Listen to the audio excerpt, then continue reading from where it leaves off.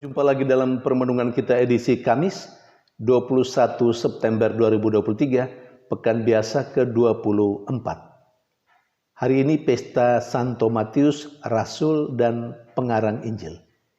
Bacaan-bacaan liturgi hari ini, bacaan yang pertama dari surat Rasul Paulus kepada jemaat di Efesus, bab 4 ayat 1 sampai 7, ayat 11 sampai 13, dan bacaan Injil dari Injil Matius bab 9 ayat 9 sampai 13.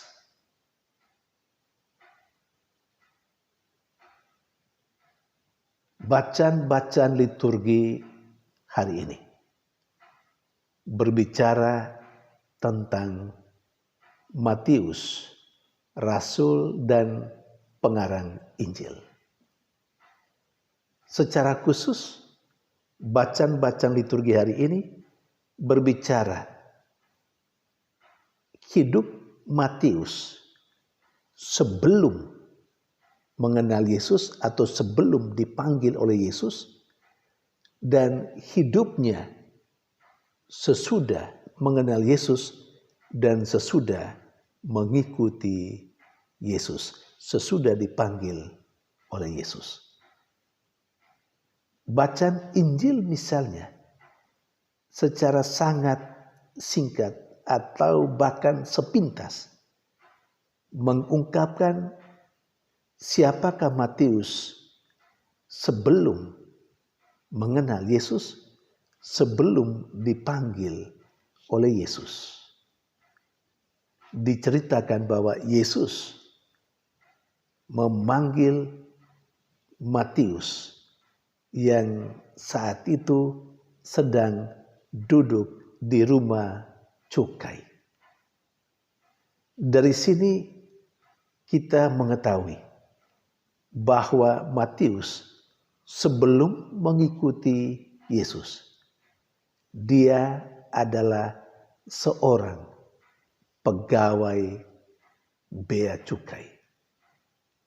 Dia berpendidikan cukup baik dan kemungkinan saja bahwa dengan tugasnya sebagai pemungut cukai, bisa saja pendidikan juga berkenan atau berkaitan dengan itu.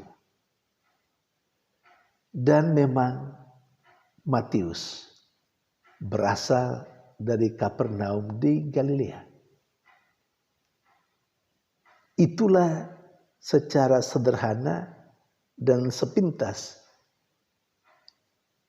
Injil berbicara sedikit tentang siapa itu Matius sebelum mengenal Yesus dan dipanggil oleh Yesus menjadi murid dan rasulnya. Sesudah itu, bacaan pertama hari ini berbicara secara umum tentang apa yang seharusnya dilakukan oleh seorang yang sudah menjadi percaya kepada Kristus. Dan apa yang ditegaskan dalam bacaan pertama ini, sebagaimana nasihat Rasul Paulus kepada jemaatnya di Efesus, itu dengan sangat baik telah dilakukan oleh Matius sesudah ia mengenal Yesus, sesudah ia dipanggil oleh Yesus, sesudah ia masuk dalam kelompok ke-12 rasul, bahkan sebagai pengarang Injil. Rasul Paulus mengajak jemaatnya di Efesus untuk hidup sesuai atau sepadan dengan panggilannya. Setiap orang dianugerahkan panggilan, macam-macam panggilan itu. Dan Rasul Paulus mengingatkan mereka, terutama jemaatnya di Efesus, untuk hidup sesuai dengan panggilan itu. Matius dipanggil mengikuti Yesus, dan Matius masuk dalam kelompok ke-12 rasul. Dia dipanggil menjadi rasul. Dan Matius sungguh memperlihatkan hidupnya yang sepadan dengan panggilan itu. Atau boleh kita katakan, sebelum mengenal Yesus dan sesudah mengenal Yesus, terjadi perubahan yang sangat signifikan dalam hidup Matius. Sebelum mengenal Yesus, dia adalah seorang pemungut cukai dan hidup sebagai seorang pemungut cukai, melaksanakan tugasnya sebagai seorang pemungut cukai. Dan sebagaimana biasa, sebagai seorang pemungut cukai, hampir umum orang mengambil lebih dari yang ditentukan. Dan Matius rupanya juga seperti itu. Maka ketika dalam Injil yang lain diceritakan tentang Levi yang juga adalah Matius ini, diceritakan bagaimana Matius bersumpah kepada Yesus ketika Yesus makan bersama di rumahnya. Dia bersumpah bahwa sekiranya dia telah merugikan orang lain, dia akan mengembalikannya 4 kali lipat. Artinya Matius tahu betul, dan seperti pengetahuan umum untuk kita, seorang pemungut cukai, dia pasti mengambil lebih dari yang seharusnya atau menurut aturan ditentukan sekian, tetapi dia mengambil lebih. Dan yang lebih itu adalah untuk dirinya sendiri. Itu masa lalu dari Matius. Sebagai seorang pemungut cukai, Matius yang disebut juga dengan Levi. Tetapi sesudah Matius mengenal Yesus dan dipanggil oleh Yesus masuk dalam kelompok 12 rasul,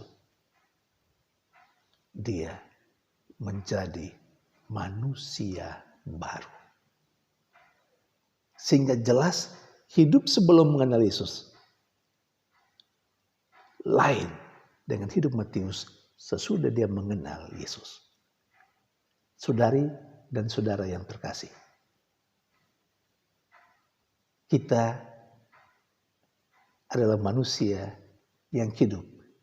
Dan sebagai manusia yang hidup, ada masa lalu kehidupan kita, masa sekarang, dan hari esok.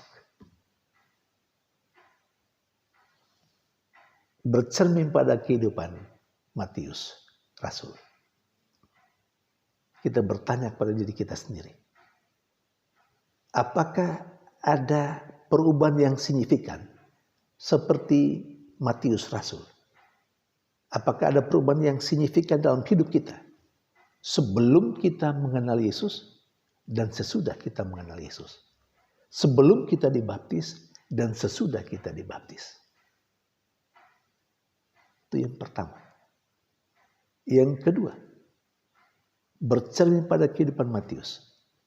Mari kita bertanya diri, apakah kita telah berubah? Hidup yang lama kita tinggalkan dan kita mengenakan hidup yang baru sekarang ini. Kita dipanggil, ada yang sebagai imam, ada yang sebagai biarawan-biarawati, ada yang sebagai awam, dengan pekerjaan di mana-mana sesuai dengan keterampilannya, keahliannya. Bagaimana kita sebagai orang yang dipanggil oleh Yesus, atau sebagai orang Katolik, sebagai orang yang percaya kepada Kristus, apakah hal itu mempengaruhi hidup kita dalam pekerjaan-pekerjaan kita? Entah sebagai imam, sebagai biarawan-biarawati, atau sebagai awam dalam pekerjaan-pekerjaan kita. Apakah panggilan kita menjadi pengikut Yesus mewarnai kehidupan kita? Sehingga nampak betul ada perbedaan. Bahwa kita adalah orang Kristen dengan semangat kerja, dengan kejujuran, dengan keberanian dan penuh pengabdian melaksanakan tugas. Ataukah sama sekali tidak ada pengaruh? Saudari dan saudara yang terkasih, Kalau harus kita jujur terhadap Tuhan dan juga terhadap diri kita sendiri, kita harus akui juga bahwa terkadang hidup kita sebelum mengenal Yesus dan sesudah mengenal Yesus, rasa-rasanya seperti tidak ada yang berbeda. Sama saja. Seharusnya bukan demikian. Yang seharusnya persis seperti yang terjadi dalam kehidupan Matius Rasul. Ada yang lama, dan yang lama itu sebelum mengenal Yesus, dan ada yang baru, dan yang baru itu sesudah mengenal Yesus. Mari kita terus berjuang untuk membuat perubahan hidup kita dari yang lama sebelum mengenal Yesus kepada yang baru sesudah mengenal Yesus dan sesuai dengan ajaran Yesus. Tuhan memberkati.